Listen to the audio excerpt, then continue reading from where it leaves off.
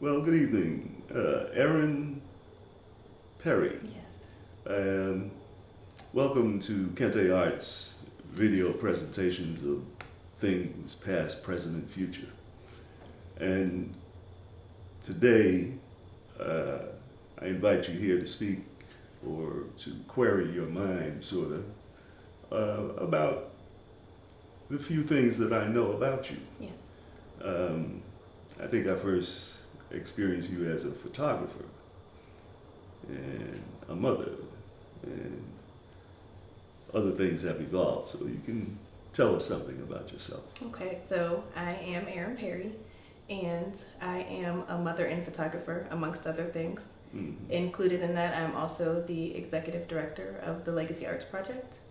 And within that position, we work to bring, similar to Kente Arts Alliance, African arts to Pittsburgh, Mm-hmm. and bringing a lot of exposure to the depths and variety of African arts and just the power and the spirit that those arts bring into the lives of not only the people who witness it, but also into the lives of people who participate. So in that regard, as the director, I also am a dancer. So I Mhm. participate in the expressions of West African dance. Very good. So just this morning, I was in McKees Rock at the Father Ryan Center, and I was going across the street actually, but I just stopped in there to say hey and leave some flyers for our next event. And the young lady at the desk, she was very excited seeing the flyer and expressed the knowledge that she just started taking African dance classes, and that it has made her feel so empowered. And I wonder if you could tell us something about that experience. Well, I would like to just even speak on my experience with African dance from the origins of it, Mm-hmm. but starting with the linkage that I have with the Legacy Arts Project. So I began dancing with the Legacy Arts Project in roughly 2005 under the direction of Linda Imani Barrett, who is also the founder of the Legacy Arts Project. Right. So with her, under her tutelage as an instructor, I began to really just evolve as a dancer. Prior to that time, I had danced with another group called the Pittsburgh Dance Ensemble, which is interesting because it is actually linked to Sister Imani in the way that her predecessor to the Legacy Arts was the Pittsburgh Black Theater Dance Ensemble.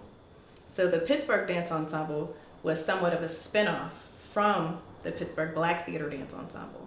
Mm-hmm. And so there's a lot of linkages. Is there a Bob Johnson? Bob Johnson was the founder of the Pittsburgh Black Theater Dance Ensemble Okay. at the University of Pittsburgh. Okay. So you'll recognize that even in the art scene in Pittsburgh, especially in the dance scene of Pittsburgh, there's so many connections.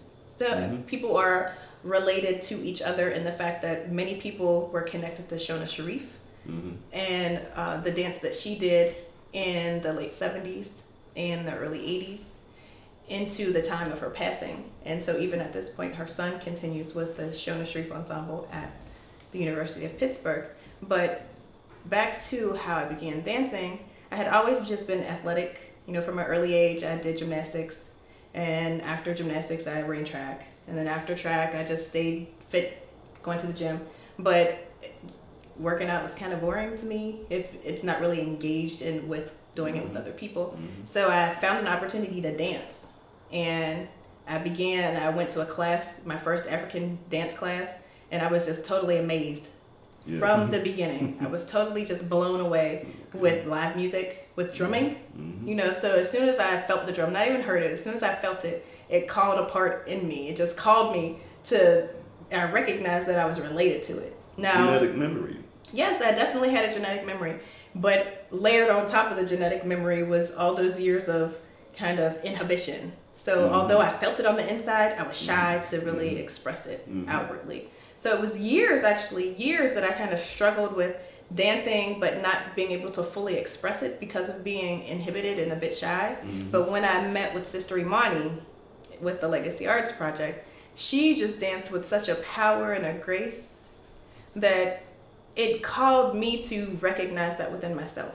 No. So the way that she would move across the floor, so dignified and just sure of herself, made me do the same thing. And so from that time, I began to feel a sense of empowerment in my expression. Mm-hmm. And prior to dancing with her, I had danced with men as instructors.